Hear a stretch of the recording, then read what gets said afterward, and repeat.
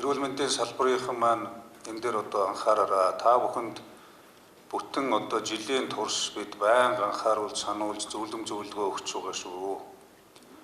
Одоо эрүүл мэндийн салбар энэ том төс төвчнөөс урьдчилан сэргийлэх, эмчилгээ онцлогооны чанарыг сайжруулах, иргэдэд мэдээ зөвлөмж өгөх, ковидын дараах хам шинж, элдв одоо хүндрэлийг багасгах тал дээр ажил их та бүхэн хөл дээрээ босдсон байх цаг хугацаач шүү.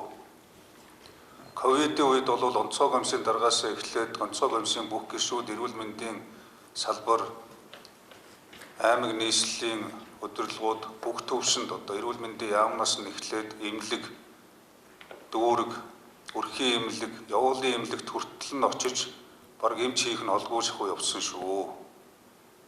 Эрүүл мэндийн салбарынхан маань бүгдээрээ ялангуяа эмч сувилагч асрагчид бол асар хүнд ачаа үүрсэн шүү.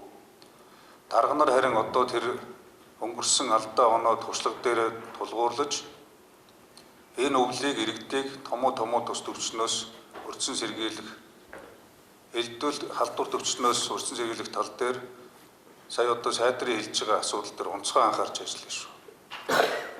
Та бүхэнд бол хангалттай бодлогын болон төсөв санхүүгийн хүний нөөцийн бүтэц зохион байгуулалтын дэмжлэгийг өнгөрсөн 2 жилийн хугацаанд засгийн газар үзүүлж ирсэн. Одоо ковид бол шинэ зүйл биш. Гэхдээ харилцсан гэж байхгүй болгоцсон гэж тайвшрах зүйлч биш. Дахиад ямар хөвлөр гарч ихийг хэлж мэдэхгүй. Хүүтний улирал өдрүүтээ хавсраад яаж хүндрэхийг хэлж мэдэхгүй. Эмнэлгийн ачаалал хэрхэн нэмэгдэхийг хэлж мэдэхгүй. Тэгтээ содон судалгаатай энийг урьдчилж, төлөвлөж, эрсдлийг урьдчилж багасгаж арилгах ёстой шүү. За энийг сайн анхаараарай.